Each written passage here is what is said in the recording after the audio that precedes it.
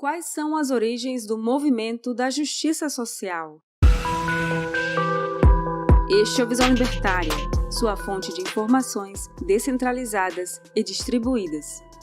Após o assassinato de George Floyd, várias cidades americanas sofreram com revoltas assustadoras. Foi um vandalismo generalizado, com a destruição e roubo de propriedades comerciais e residenciais. Ônibus e estações de polícia foram queimados, e caixas eletrônicos foram até mesmo explodidos usando dinamite. Mas calma, não precisa se preocupar.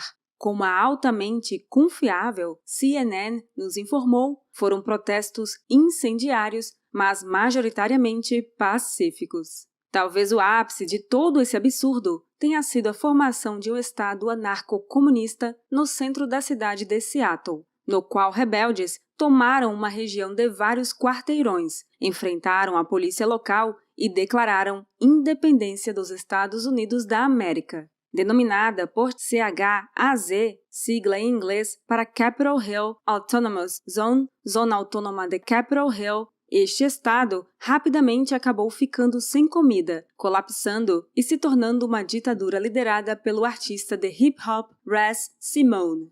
Incrivelmente, a polícia de Seattle se recusou a fazer uma intervenção, e o prefeito da cidade comparou o evento com uma grande festa. A mídia noticiou tudo como se fosse um protesto pacífico. Tudo isso era uma mentira, já que os manifestantes danificaram vários prédios e vandalizaram monumentos do local. Como uma sociedade supostamente racional conseguiu chegar a tal ponto? O que explica uma reação tão extrema a um único assassinato? Assassinato este pelo qual o autor foi devidamente identificado, julgado, condenado e preso. E por que a grande mídia não denunciou estes abusos?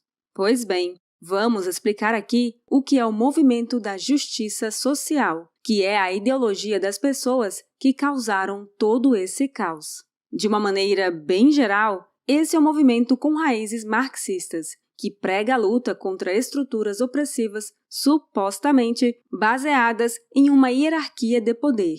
Explicaremos melhor como essas estruturas são caracterizadas, mas primeiro precisamos deixar bem claro aqui uma coisa: nem todos os movimentos sociais são inválidos.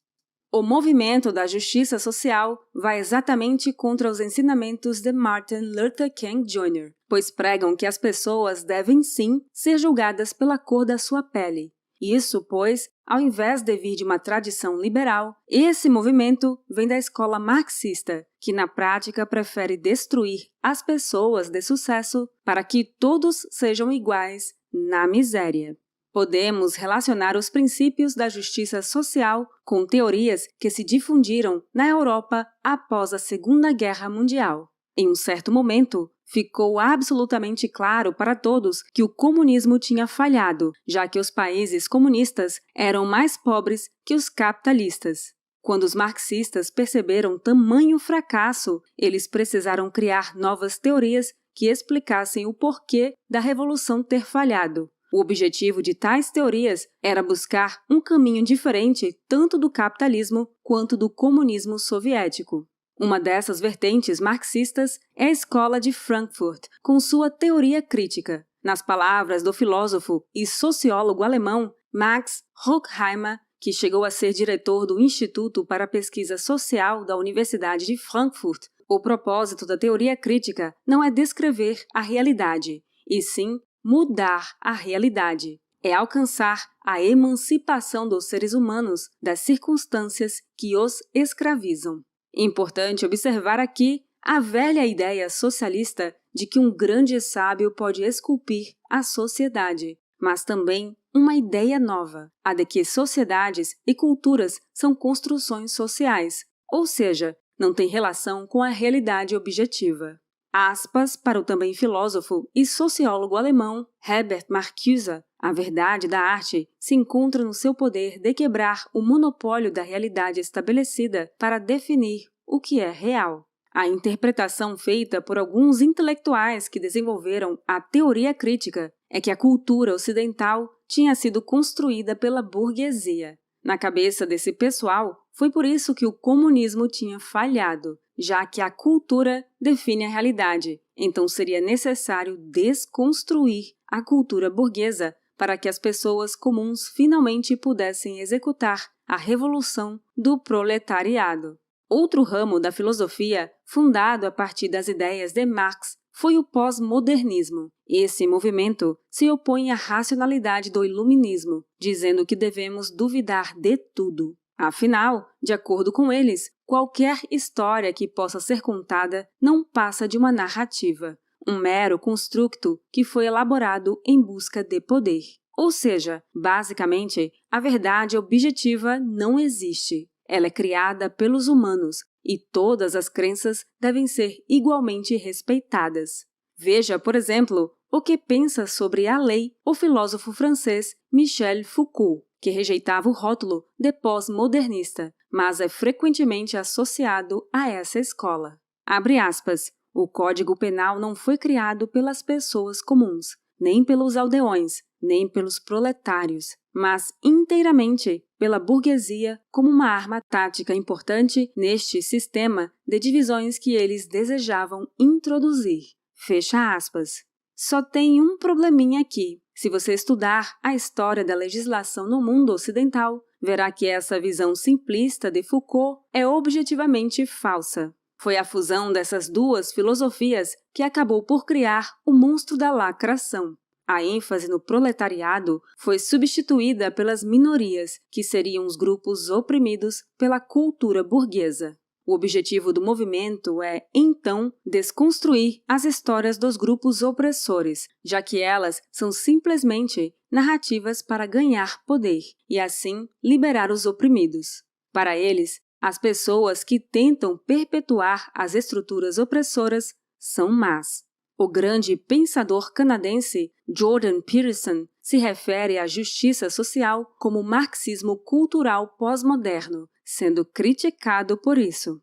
Os especialistas afirmam que ele confunde termos que não têm relação alguma entre si. Porém, analisando as raízes históricas do movimento, Peterson acertou na mosca. Você pode achar que essa narrativa de opressor contra oprimido é uma visão extremamente simplista e cínica da realidade, mas ela ficou bem popular nas universidades americanas a partir dos anos 90, quando começaram a surgir vários departamentos novos, como estudos de gênero, estudos femininos, estudos de raça, dentre outros. A ideologia se tornou cada vez mais desconexa da realidade nas bolhas progressistas que se formaram nestas universidades. Seja como for, o movimento explodiu em popularidade após a crise de 2008, já que as pessoas procuravam por um bode expiatório para explicar tal cataclismo financeiro. Hoje em dia, a justiça social está bem difundida pela cultura e pela sociedade, e parece ter uma grande influência sobre a grande mídia e departamentos de RH ao redor do mundo. Uma das narrativas mais empregadas é a de que qualquer disparidade de resultado entre as raças e entre os sexos é o produto de uma estrutura opressiva. Por exemplo, se em um curso de engenharia civil se formam mais homens do que mulheres, é culpa do patriarcado opressor. Mas isso ignora totalmente a natureza humana. Existem mais homens que querem ser engenheiros do que mulheres com esse desejo. Por outro lado, existem mais mulheres que querem ser enfermeiras. A natureza humana é tal que a preferência dos homens é diferente da preferência das mulheres, e isso não é uma construção social. Não podemos mudar a natureza. Você já deve ter ouvido falar que a diferença de remuneração entre os sexos é de 30%, mas essa história não faz sentido algum. Pense bem, se fosse mais barato contratar uma mulher do que um homem para sua empresa, você só contrataria mulheres. A demanda por funcionárias do sexo feminino subiria e a demanda por homens cairia. Assim, no livre mercado, os salários acabariam por se igualar. De fato, se analisarmos os dados de salários para profissionais no mesmo emprego e com a mesma experiência, a diferença de salários entre homens e mulheres fica bem pequena, em qualquer país do mundo, da ordem de 5% ou menos. Essa pequena diferença pode ser explicada por leis estatais, como a obrigatoriedade de licença maternidade com remuneração integral. Outro problema com esse movimento social é que, na sua ânsia por ser politicamente correto, ele acaba chegando a conclusões um tanto controversas. Por exemplo, veja esse infográfico do Smithsonian, a mais importante rede estatal americana de museus, instituições educacionais e de pesquisa. Nele estão definidos alguns elementos do que é chamado de cultura branca ocidental, que supostamente é a cultura que foi normalizada nos Estados Unidos. Dentre os elementos da suposta cultura, temos o método científico, o pensamento objetivo e racional, o trabalho duro, o respeito à autoridade, a baixa preferência temporal, a pontualidade, as boas maneiras, entre outros. Aqui cabem diversas objeções. Primeiramente, note que essas características não são exclusivas do Ocidente, muito menos das pessoas brancas. Não é preciso dizer que todos os indivíduos de todas as etnias usam a racionalidade para tomar suas decisões. De fato, outros povos descobriram, de forma independente dos europeus, que trabalhar duro, pensar no futuro e tratar bem os seus vizinhos são, sim, bons costumes.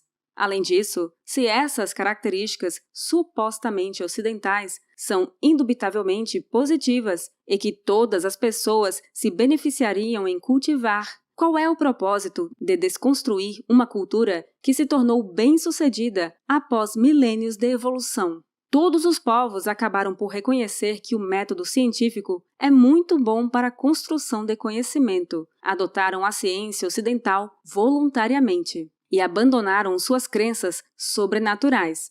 O argumento de que esses hábitos reforçam estruturas de opressão cai por água abaixo.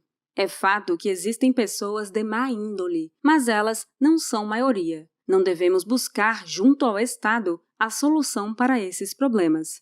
Acredito que os piores pecados dos justiceiros sociais são cometidos quando eles tentam usar o Estado para infringir nas liberdades individuais, principalmente quando a solução que eles propõem envolve uma lei discriminatória, o que fere o direito natural. Esse tipo de lei, mais cedo ou mais tarde, será abusada pelo Estado. E, ironicamente, as pessoas mais pobres e marginalizadas da sociedade tendem a ser as mais prejudicadas. Nós, libertários, defendemos que a liberdade de expressão deve ser absoluta. Não cabe a ninguém escolher as palavras que você vai usar. Essa é uma escolha sua. É sua liberdade individual. É muito importante lutar para que leis que coíbam tal liberdade não sejam instauradas. Para saber mais sobre liberdade de expressão, confira o vídeo Quem defende a liberdade de expressão? Aqui no Visão Libertária. O link está na descrição.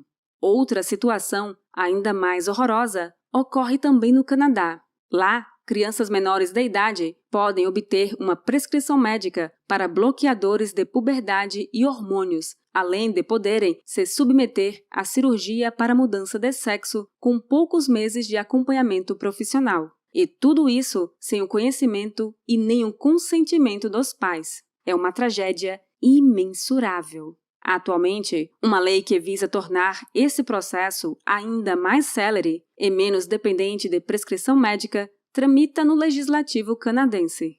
É o Gender Affirming Healthcare Advisory Committee Act de 2021, em uma tradução livre, Ato do Comitê Consultivo de Saúde para Afirmação de Gênero. Mas como resistir a esses avanços? Como frear e combater essa ideologia destrutiva? Precisamos ser firmes em nossas convicções e nunca recuar. Devemos enfrentar suas ideias e expô-las pelo que são, uma ideologia sem pé nem cabeça. A presunção marxista de que as hierarquias sociais são tirânicas e baseadas em poder é falsa. A ideia de que simplesmente desconstruir essas estruturas vai resultar em um mundo sem opressores, onde todos podem compartilhar todas as riquezas, é completamente absurda. Lembre-se que o estado natural da humanidade é a miséria, e o verdadeiro milagre a ser estudado e celebrado é a prosperidade. E nós vivemos na época mais próspera da história da humanidade, graças ao capitalismo. Finalmente, cabe observar que, em uma sociedade livre, as hierarquias emergem naturalmente, mas são hierarquias baseadas no reconhecimento de habilidades dos indivíduos e no valor que cada um agrega à sociedade. Como cada pessoa tem talentos e gostos diferentes, elas podem procurar participar das hierarquias onde se destaquem mais intensamente. Via de regra, as interações entre os diferentes indivíduos em uma sociedade não são baseadas em opressão, e sim em cooperação. São a cooperação, a livre associação e as trocas voluntárias que nos fazem mais prósperos. Nós não precisamos de igualdade, nós precisamos de prosperidade, e o único caminho para a prosperidade é a liberdade.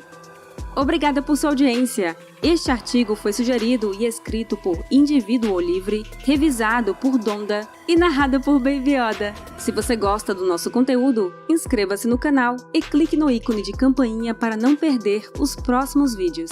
Se você quiser contribuir com o canal e sugerir uma pauta, vá ao nosso site visãolibertaria.com. Até a próxima!